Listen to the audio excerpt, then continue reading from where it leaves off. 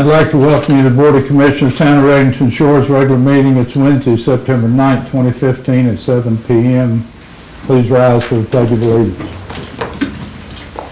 Pledge allegiance to the flag of the United States of America, to the republic for which it stands, one nation, under God, indivisible, with liberty and justice for all.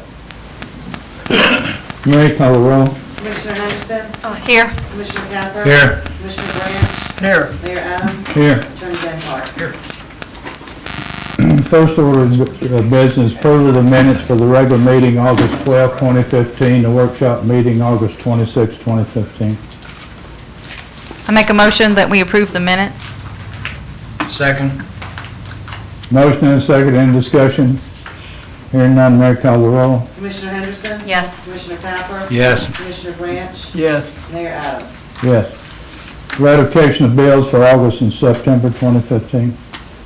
Make a motion, we accept the ratification of bills of August, September 2015. Motion and a second, any discussion? Oh, I'll second it. I'll second it. Okay, now second. Any discussion? Hearing none, Mary, call the roll. Commissioner Henderson? Yes. Commissioner Capper? Yes. Commissioner Branch? Yes. Mayor Adams? Yes. Commission reports, and I'll start with the reports. And I'm going to take Vice Mayor Holmes' emergency management reports.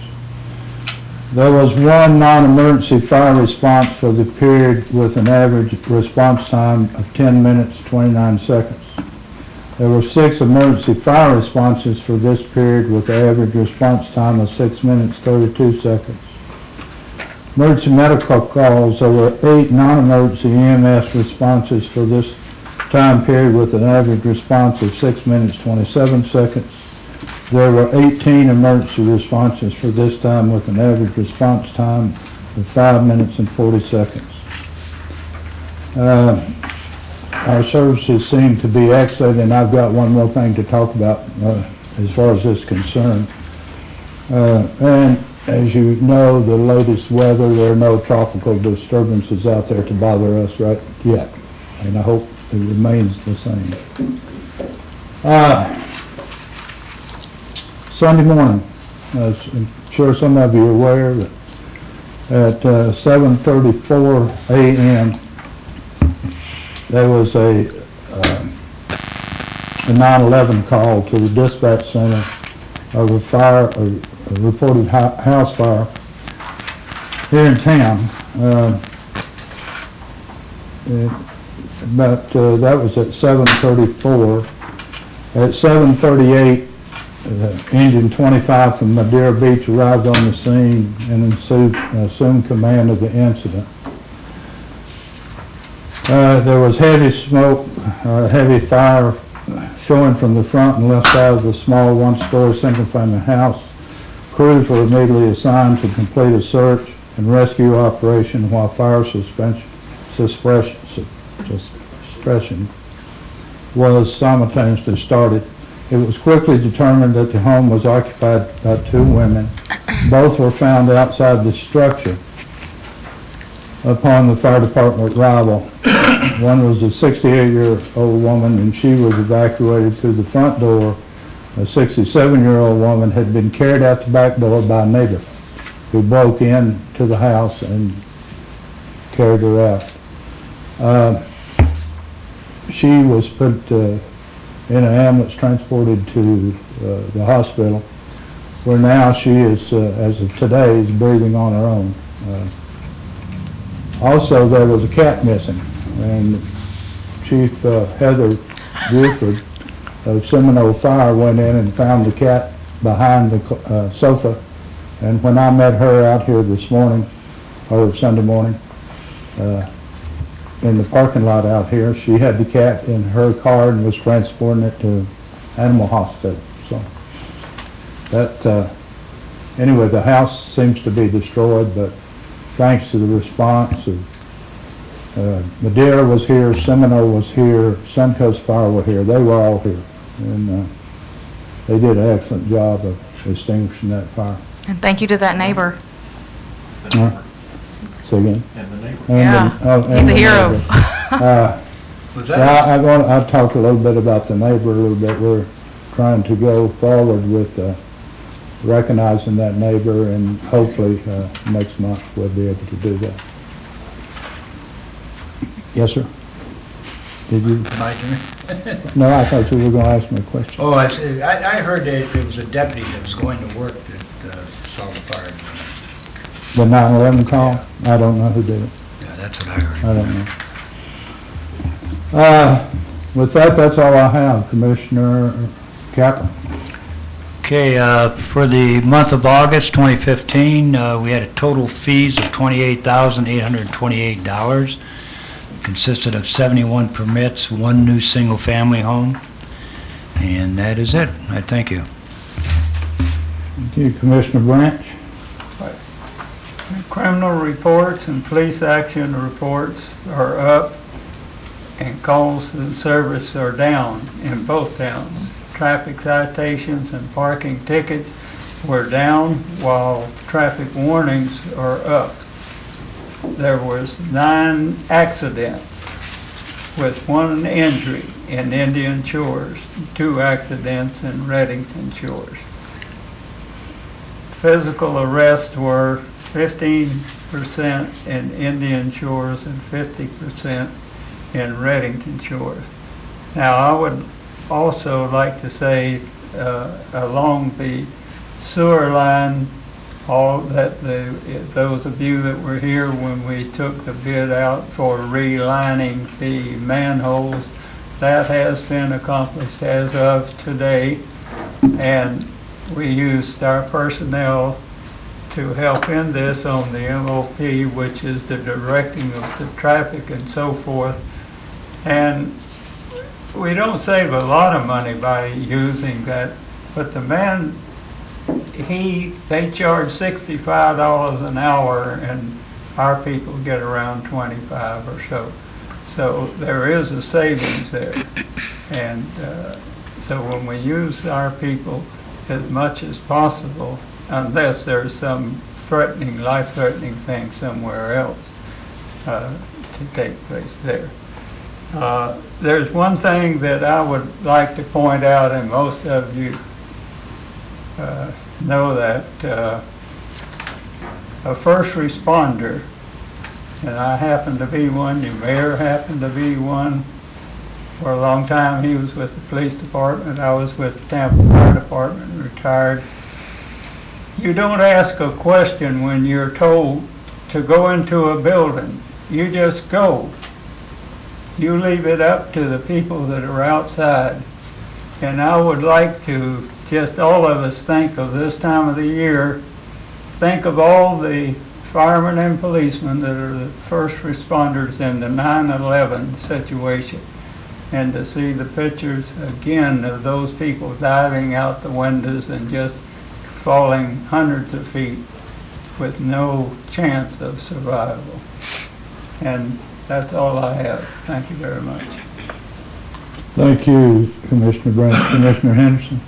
Well, I am happy to say that the much-anticipated public beach access in front of La Vistana 2 is almost completed, and having a public shower and emergency vehicle and town access to the beach will be a welcome addition to our town. The 2 parks along Gulf Boulevard in front of La Vistana 2 should be underway very soon. Also wanted to remind everyone to mark their calendars for October 10th. It is the annual town picnic, and it is right around the corner. And thank you to my Parks and Rec Committee for helping with planning some of the new activities, and we're bringing back a few from last year. We're going to be having the raffle again, and I wanted to thank the local businesses that have already donated, and any donations that you would like to bring, you can bring them into Town Hall and give them to Mary or Patty, and we'll be happy to take them off your hands. And also, did you realize Reddington Shores just turned 60? She looks mighty good for her age, I think. So to help celebrate the big 6-0, we will be selling Reddington Shores 60th anniversary t-shirts at the picnic. And Mary, I also plan to make them available for sale at Town Hall starting the week following the picnic. So, sorry. And as a quick... Why are you sorry? Well, because it's more work for you and Patty. But a lot of people like the Reddington Shores stuff. And as a quick reminder to our residents, Pinellas County provides mobile collection services throughout the year in order to assist residents with safe disposal of hazardous chemicals and electronics and TVs, computers, et cetera. And the next upcoming mobile collection will be held in the parking lot of Seminole High School, which is right around the corner, on Saturday, September 19th, from 9 a.m. to 2 p.m. So take advantage of that. Thank you. That's all. Thank you, Commissioner Henderson. On the old business, award bid for landscaping and more services, Commissioner Capper. Okay, before I make a motion in this, I think everybody knows that Gary Winden did retire. And we're kind of got some comparison figures here of what we've been getting on the landscaping bids. Our cost for Gary was $47,092.77 a year. And as soon as I make the bid, or the motion here to approve, I'll explain to you what the savings we've had. But at this time, I'd like to make a motion for Coleman Lawn Service at $23,520 a year. I'll second that. Motion and a second, any discussion?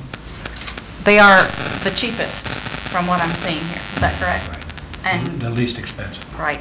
And we're doing an apples to apples. Apples, We're doing the yeah. apples What to happened apples is, yeah, comparison. I want to make sure. what happens is we sent out a bid package, okay? And everybody All right. had to bid on that package. These were all open, I believe it was last Thursday, regular, the way you're supposed to do it, and we did that. And that's the numbers that we put down and came up with it, but everybody bid the same thing. Coleman Lawn Service has been around for quite a while. He covers all of the insurance, the license, and things like that. Okay. So can you get out of the contract if we're not happy with their service, or? I think Sign we something? could probably put that in there. Okay. Yeah. Because if we're not happy, you know, Yeah. gotta have a way. Okay, we got a second? That was me. Okay. Any other discussion? Hearing none, Mary, call the roll. Commissioner Henderson? Yes. Commissioner Capper? Yes. Commissioner French? Yes, Vice Mayor Holmes? He's not here. Yeah, but Here. Yes. Next, the approval and interlocal agreement for use of property tax collections to fund exemption audit services.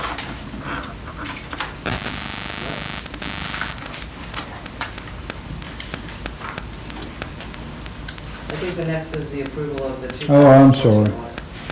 Approve amending purchase for the order policy. I make a motion, we approve the 2014 audit. No, I thought we were doing the amended No? purchase right here. The purchase Oh, order okay. policy, we're changing it from $50 to $250 $250. is the possibility here. Okay. I'll second. Didn't you make a motion? Well, I made the wrong Oh, motion. wrong motion. Okay, well, I'll make a What? motion to amend the purchase order policy. I thought you did. I'll second. Motion and second, I'll discuss it. Currently, the town does not require the participation of purchase order for purchases of less than $50. In view of the increases in the cost and volume of the town's small purchase requirement, this $50 purchase order threshold requires staff to spend excessive amount of time administrating this $50 policy. We recommend that the town adopt a policy that purchases under $250 do not require the preparing of a purchase order. So likewise, the town's capitalization threshold for fixed asset purchases is currently set at $200 for assets having an estimated useful life of at least 2 years. Any capital expenditure that costs $200 in today's economy will not last more than 12 months. In light of the government's finance officers of America preferred practice for fixed asset capitalization, we recommend the town set its fixed asset capitalization threshold at $5,000 for purchases having a life of 5 years or more. That's what we're voting on. Any discussion besides Voting mine? on Just- just changing the purchase. Changing the order purchase, policy. right, Anything under $250 Correct. does not need a PO. correct, The capitalization was completed prior. right, correct. Motion and second. I did the motion, I think John did the second, so. That's correct, and I did some discussion. Any other discussion? Hearing none, Mary, call the roll. Commissioner Henderson? Yes. Commissioner Caput? Yes. Commissioner Branch? Yes. Yes. All right, the approval of the 2014 audit. Mr. Christina.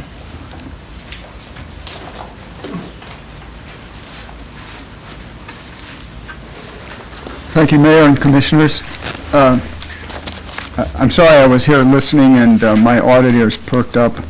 The town does not sell anything. The town may request a contribution for an item. The sales tax law does not exempt you. You can talk to the good folks over at the... That's just what I was sure of. City of Dunedin learned 3 years ago that the collections that they were making for holding their line dancing classes were deemed to be access to a theater event. Just like when you go to the show and it says your ticket costs $2.36, but then you add the sales tax, so pay us $3 or whatever. Right. They went back and asserted that. Now, they had to hire a nice attorney over it outside of Tampa who was evidently dealt only in the huge numbers because theirs was quite large. They climbed on them for just about everything that the city had been doing for years. Well, we're going to ask for donations. You asked, excellent You idea. said we are not allowed to sell anything? You can sell anything, but when you do, they give you two on the house. The statute and the rules say you can have 2 of these types of sales and you're exempt, okay? You can collect, you can call it a sale, whatever, collect the money. After 2, you have to collect sales tax.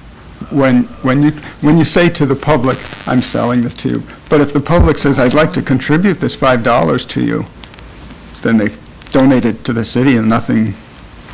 Like we sell a truck or something. So you're saying with the T-shirts, we... Except for sell- trucks, except for tangible property. So we don't sell anything anyway, No, the T-shirts. Right. You But said. we get 2 freebies a year. Right. Is it just 2 free T-shirts or 2? They refer to it as 2 events. They refer to it as 2 events. Like if you had a blind auction at an affair and people would buy the painting or whatever, you could have 2 of those and not have to collect sales tax. Okay, well, I guess this will be our 1. Well, either contribution route or that, it Whatever. would I want work you to fine. donate $5. That's the conversation. Right. 1 picnic, that's it. But the aftertime in town hall, we can just sell them off without having to collect the taxes, is what you're saying? I'm sorry? When they come into town hall after the picnic, we're gonna sell them in town hall. You're taking a donation. You're taking a donation. When they come in. Yes, and need to thank them for their donation. Donors are precious. Yes. Okay, let's look at page 2 of our independent auditor's report. I'll try to make this as brief as painless as I can. Some things did change during the year. The first thing we see when we look at page 2, 3, and 4, they took a page and a half audit report and changed it into a 3-page audit report under their Clarity auditing standards that were just put into effect. Clarity meaning they tried to make it more understandable to the users of the report. The problem is when you start reading the words are saying basically the same thing that the page and a half report said. They're just taking 3 pages to do it in. Suffice to say that it's a clean opinion. We found no evidence of material weakness or control deficiencies. Control deficiency is when the design or operation of a control does not allow management or staff during the performance of their normally assigned function to prevent or detect a financial statement misstatement. So when we do our planning, what we try to do is identify things that would be a risk toward missing something that would affect a number in the financial statement. Typically, people think of fraud and the fraud triangle and what makes people do things like that. And basically, as from what we were able to discern, because we dug through the records and also looked at what the accountant and Mary had pulled together, we found no evidence of somebody doing something that they shouldn't have done, or something that should have been done that wasn't done. Sign-offs were taken care of. They occurred. The commission's policies were followed in terms of what you had asked for or approved in your policy document. So, all in all, we believe that the numbers in the report that were in this audit were fairly stated in all material respects. So and I'm not going to tell you, you can't go in here and find something that's $3 off, okay? Because when we do our risk assessment and we start setting our materiality limits, there's a point at which we just do not go, because it would cost more time and cost the commission more money. I mean, we can make the comb as tight as you want it. The problem is that you're not going to get your bang for the buck. If you save the $3, that hasn't done anything for you. If you save $10,000, that's a different story. So that's basically that's how our limits are set, and when we're selecting the procedures that we are doing. The idea here is to always watch the issue of risk. Is there something that can occur that we might not see as a result of the tests that we perform? The tests we perform are different each year. They are not the same each year. Some are not, okay? If you look at page 11, this is our statement of net position. This is what we refer to as the government-wide. And as you recall, this is what I refer to as your IBM's balance sheet. This is not the method by which the state law requires you to maintain your budgets and your general fund, okay? This is a reporting issue created by the Governmental Accounting Standards Board. These wonderful people over here. This is a new standard, incidentally, that's going into effect this year. That's why I decided to make sure that the commission realized that it really does exist. I thought we had one last year. You did. You have one last year. This one is this year, and GASB 72 will be next year. It's already out, okay? And interestingly, that one has to do with your compliance with, what is it, Florida Statutes 218415, how you report and disclose your investments. In fact, the Auditor General of the state of Florida said he liked it so much that he made us add a report in the back on page 88. It's the first time you'll see it when you look through it and see, well, what's this about? This is something that they required to have us attest to, that the town is in compliance with section 218415. In other words, you complied with the 18 criteria of what can you invest in, okay? Basically, that's what that is all about. And that you have people who are trained and understand investments, and that there's continuing education that is taken up by the commissioners, by Finance Committee. The town has the right to call on various people with expertise to help them comply with these standards. As you can see then, a total net position for the governmental activities, which is made up of your general fund and your capital improvement fund, $16,066,376. As you can see, it includes your capital assets of land, buildings, your depreciation, accumulated depreciation, accounts payable, accrued interest, and debt. Now that makes you look like the IBM balance sheet. As you know, in your general fund, you do not show debt, you do not show fixed assets. There's a separate fund for that. And you do not accrue some of these items in here that would otherwise be accruable under normal full accrual standards. This is a full accrual standard. Your governmental fund balance approach, all right, your budgetary approach is basically cash or near cash. That's why when you look, when the commissioner says there's $82,000 in the bank, that's how you maintain your controls over your funds and your budget. And that's how the town continues to run. As I said, this is a reporting matter only. And when we talk about this GASB 68, you'll see that this is going to be more reporting on, that doesn't have anything to do with what you're doing, but that we have to report it. For example, you have some people in FRS. Now we're going to have to and the Auditor General is doing this audit, incidentally. He's auditing Florida retirement system, and he's going to tell you how much liability the town has for the people who are in the pension plan downstream. How much will you have to pay? It'll go into this balance sheet. It will not be in your general fund balance sheet. Okay? So it's a reporting issue only. And I've had so many commissioners and boards say, well, if I'm not needing it, and why are we doing it? Evidently, to make sure that everybody looks at it, I guess, we could have put it just in a footnote without actually forcing the recording it in the liability section.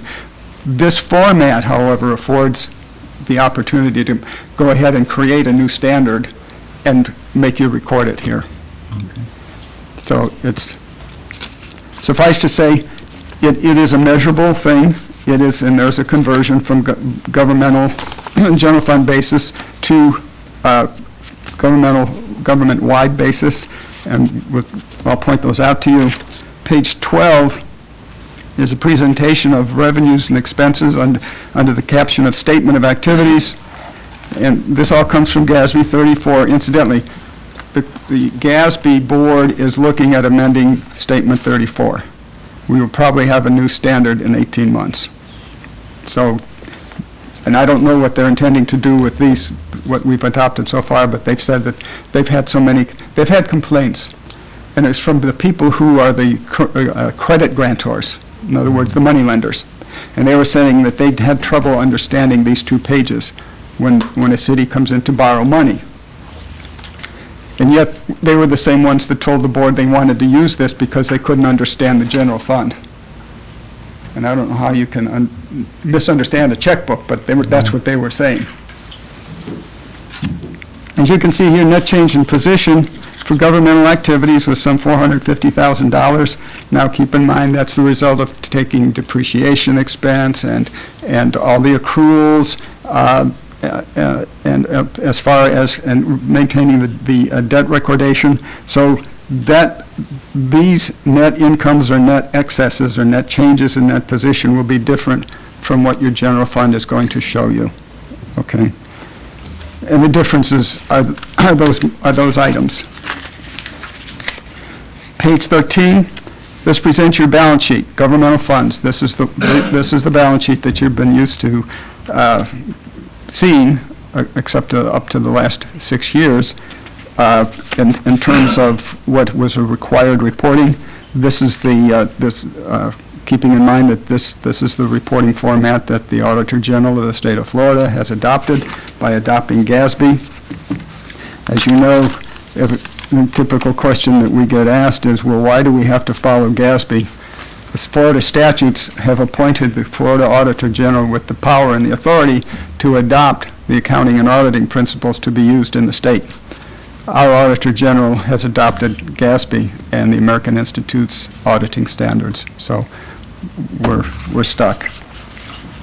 As you can see, we have total assets of $4,342,000. Prepaid items basically are some insurance, prepaid insurance costs. And then we come down to accounts payable, total liabilities, deferred inflows of resources, occupational license collections. That's a new standard that went into effect last year. Monies collected in advance for the next fiscal year, which that's what this is, these occupational collections in late August, typically last 2 weeks in August, and the month of September for the following year, have to be reported separately. They used to just be called advance payments. But now we have an entire section entitled Deferred Inflows of Resources. We haven't changed the balance sheet or the sense of it at all. We're still showing the same number, we're just calling it something different. Total fund balances of $4,250,498. And let's look at page 13, 14. 14 presents your governmental funds, the general fund, and the capital improvement fund, and this presents the results of the year, net change in fund balance. So it looks, we got down the bottom there, at the risk of calling it net income, it's not, because we call it net change in fund balance. It collected more than we spent by $362,000 in general fund. So if you want to take a quick peek at page 16 then, that's our budget actual, because this is how the commission runs the financial ship of the town. We have budgeted amounts. There were no changes between the original and final budget, and you can see that presentation. As far as total revenues, we collected more than we thought we were going to collect by some $266,000. One of those items, as you recall, is the land that was sold. That was those dollars were not anticipated when the commission passed that budget. So that created some of that additional dollars for you. And the total expenditures, we spent less than what we thought we were going to spend. So basically,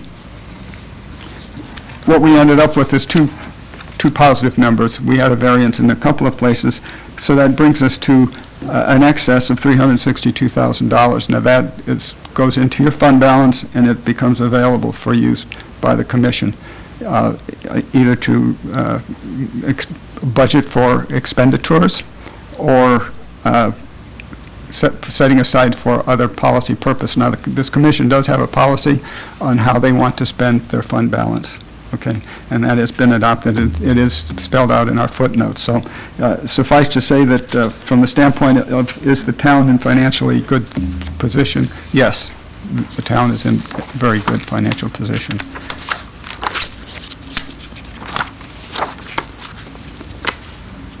We have the proprietary fund on 17 and 18. And that's our sewer fund. And as you can see, we had an increase in the sewer fund of it's on page 19, $127,000. So as far as matching our costs, the service is being provided, and we collected enough that we had a little bit of surplus at the end of the year.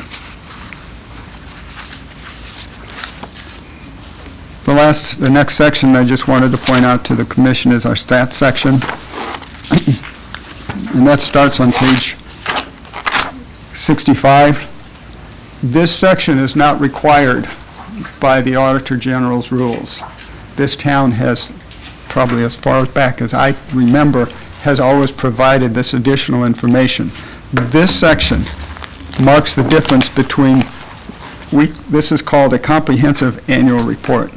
If you did not have this section, it would simply be an annual financial report. Mm-hmm. Now, so the AG, when you send 2 copies of this into him, does not require this section. This is something that the town has adopted over several years, and we have continued it in that fashion.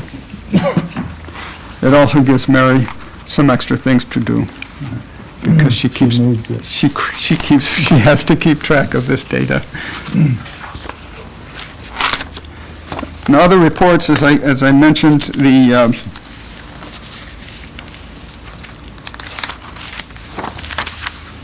independent accountant's report on page 88, and that's the attestation report, and that basically says that the town was in compliance with section 218415 with respect to how they accounted for and maintained their investments and their investment policy.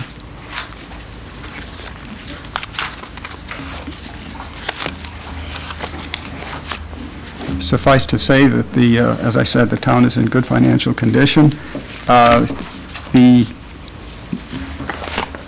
This is GASB 68, which, as we said, is going to go into effect next year, or 9/30/15, and it will cover the few people you have in FRS. We will have to book that liability. We talked on the phone with the AG's office, trying to ask for a timeline when he thought that information would be available. They promised that their report would be out for all city users, which the town is one, by December 15th. So we'll have to wait and see. because we're at their mercy. We have to use what they come up with, because they're the ones that are going to calculate this liability. There's 2 other pages of footnote, but it's boilerplate format reporting only. And it's around setting up this additional liability, which, as I said, is up in that government-wide. So it's not going to appear or will not affect your government fund, your general fund balance sheet. Certainly open to any questions as far as the commission is concerned. We got one to Mary. Mary, how many we have in FRS? Steve Jordan, myself, and the elected officials that want to be in it. Okay. It's a small group. Mhm. Okay. Anybody have any questions? Too bad the attorney's not in it. After 37 years or so. Well, if I could, Sure. on page 11 or 12, where you talk about the reporting of the prepayments for the occupational license, I just was curious why it's called, The advance payment? yes, why it's Right. called occupational licenses, since 10 years ago, the legislature said we don't have those anymore, we gotta have business Book tax receipts. receipts. So I just, That is correct, but I guess you'd call it artistic license, because that's how we've reported it, and then it's in your records that way. So it's, notwithstanding what you don't have, it is an advance payment for, I realize it's prepayment, or an advance payment, but no matter what it's called, but I just wondered why it was just use, out of right, lingo. just usage right now, because you can pick up Tarpon, any of the 24 cities in Pinellas County, and they all use the same language, Largo also. Thank you very much. Thank you. Thanks for the opportunity. Good to see you. I need a motion to approve. A motion to approve the 2014 audit? I'll second. Motion is second in discussion. Hearing none, Mary, call the roll. Commissioner Henderson? Yes. Commissioner Capper? Yes. Commissioner Branch? Yes. Mayor Adams? Yes, Thank you. thank you. Okay, now down to the one that I tried to get to a minute ago.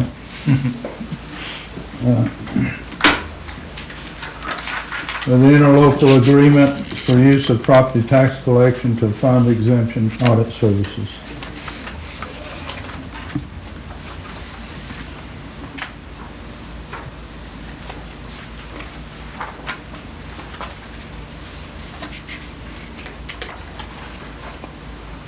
That's the one that I sent over to you, Attorney Dan Hart, Yeah. on Right. what the property appraiser wants to do. They're hiring an outside firm. It's the contract where the property appraiser is hiring an outside firm to try to cut back and try to catch homestead tax exemptions and fraud. And this town would get a portion of the collections, they would get a portion of the collections, but the idea is for those people that are claiming homestead exemption and are entitled to it, to get the properties back on the tax roll at the right amount so that, the tax bills are better in the long run. Motion? Don't need to read it, it's not a resolution, but you would just need a motion to approve the agreement for use of property tax collections to fund exemption audit services. I'll make that motion. And authorize the town to enter into that contract. Second? Motion and a second in discussion. Hearing none, Mary, call the roll. Commissioner Henderson? Yes. Commissioner Capper? Yes. Commissioner Branch? Yes. Mayor Adams? Yes. Next, approval of capital improvement plan for 2016-2020.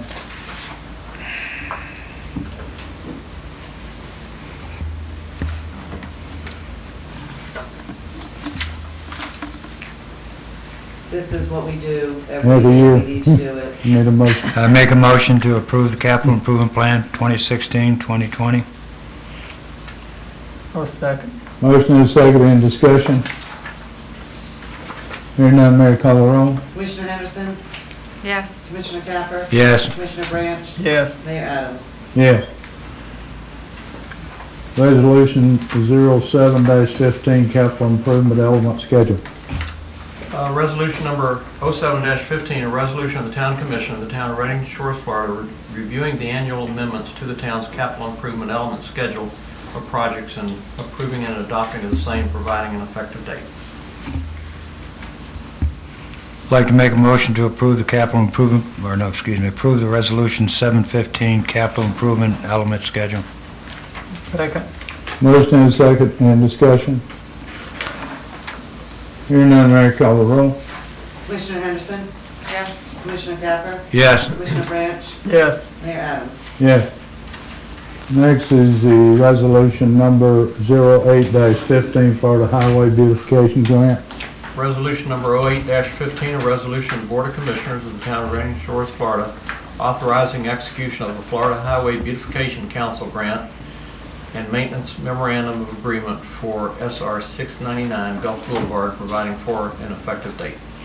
Motion to approve resolution 0815 Florida Highway Beautification Grant. Second. Motion and second, and discussion. Hearing none, Mary, call the roll. Commissioner Henderson? Yes. Commissioner Capper? Yes. Commissioner Branch? Yes. Mayor Adams? Yes. Public comments? Hearing none, the next special meeting, Monday, September 14th, 2015, for the 2014-2015 tentative millage and ad valorem and tentative budget. That meeting's at 5:15 p.m. I'd like to make an announcement. I do not believe I will be here for that meeting. Next is special meeting, Monday, September 21st, 2015, for 2014-2015 final millage and ad valorem and final budget at 5:15 p.m. And a workshop meeting, Wednesday, September 30th, 2015, at 7 p.m. Regular meeting, Wednesday, October 14th, 2015, at 7 p.m. With that, this meeting will, Do you know, will Commissioner Holmes be here for the special meeting? yes. Yes. Okay. I just want to make sure, one, that if not, that you select somebody for acting vice mayor, and two, No, make sure you have a quorum. He'll be here. With that, this meeting is adjourned.